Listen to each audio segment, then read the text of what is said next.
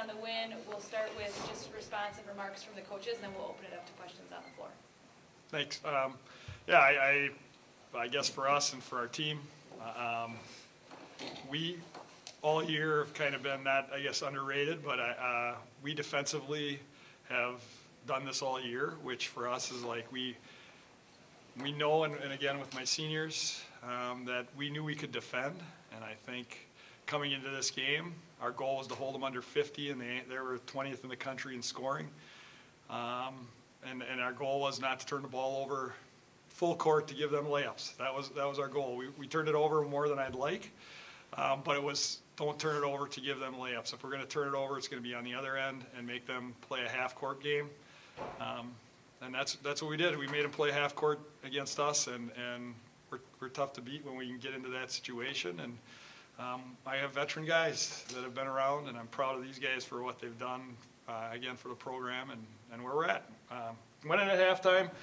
They were kind of clapping. I shut that down pretty fast. We were not here for a half. We had talked about coming for 2 games, and that's our goal. So we've accomplished one of them. Coach, if I remember correctly, you were here last year when you lost to Chicago. Yes. Coming here for the second time, do you think maybe you were better prepared not only from a game planning strategy standpoint, but maybe from a mental standpoint as well? Yeah, I think so. Last year was a little bit tougher with injuries that we had. We had 2 major injuries, broken ankle and a torn ACL within. 2 of my main players, defenders, got hurt. So I think it was a little bit of a change. But coming back, when we saw St. Thomas come up, we were like, we know, hey, we have the same rep from the NCAA. John's here to help us out. And we just kind of felt comfortable about we know where everything is. We got off the bus. We felt a lot better about where we were.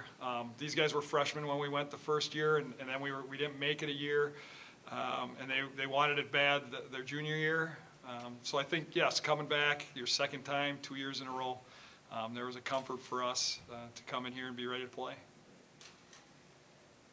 Coach, what was the key to that third quarter? You went into the halftime with a 4-point lead, and you scored 6, but you held them to 5 points. Can you talk about that third quarter? Could have went either way, but you guys kept the lead and composure. Should have scored more. Again, we talk about the first 3 minutes of the second half. We're going to win a game first 3 minutes of the second half. Either they're going to come out and score quick 10 points, or we're going to go out there and grind it and try to win the first 3 minutes of the second half. We didn't necessarily win the first 3 minutes of the second half, but they didn't go on a run. And for us, that's a key for us. And these guys know it. They know what they need to do. These guys are experienced.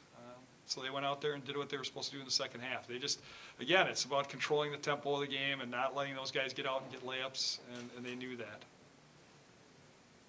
I thought, from my vantage point, one thing that worked in your favor was your ability to get physical down low in the paint when you had to.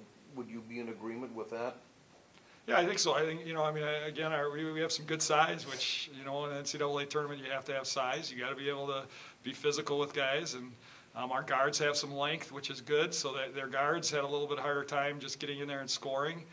We were a little bit worried about their little guard posting us up, and I just thought our pressure defense and in our film, we just knew we could.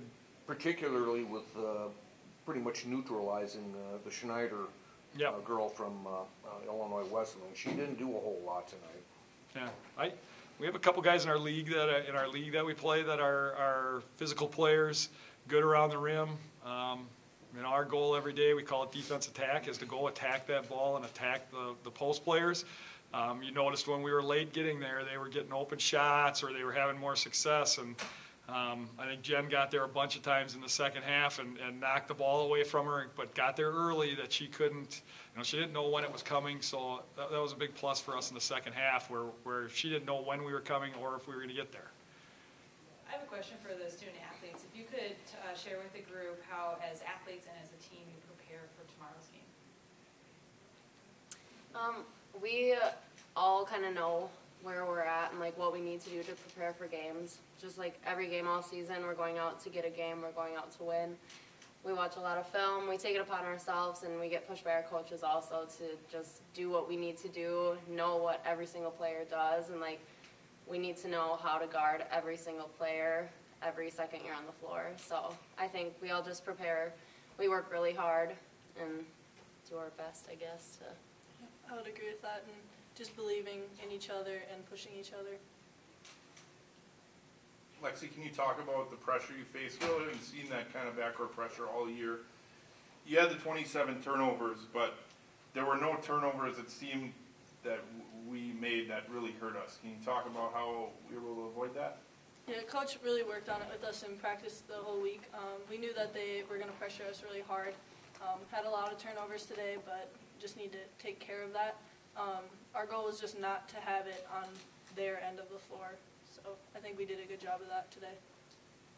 And Jen, you were 2 out of 6 from 3, but both of your threes, I think, were big points in the game.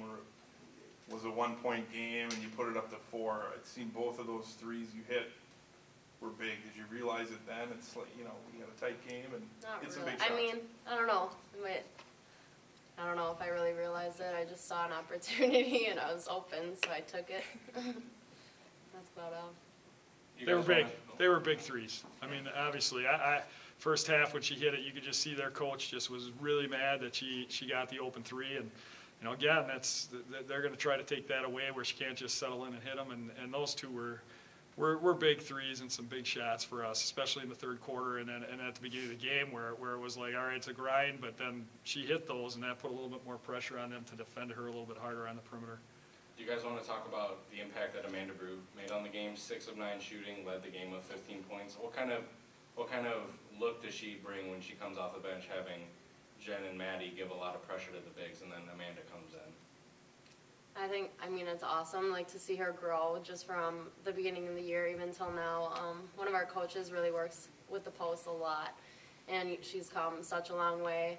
And it's hard with our team because everyone has the ability to make such a huge impact on every game. So you can stop whoever, but we all have trust in each other where I'm going to throw Amanda the ball whenever, she's open and she has an opportunity because she's going to go score. And I think we all just trust her to do what she can do. Thank you. Congrats again. Thank you. Go get a nice bet. They need a nice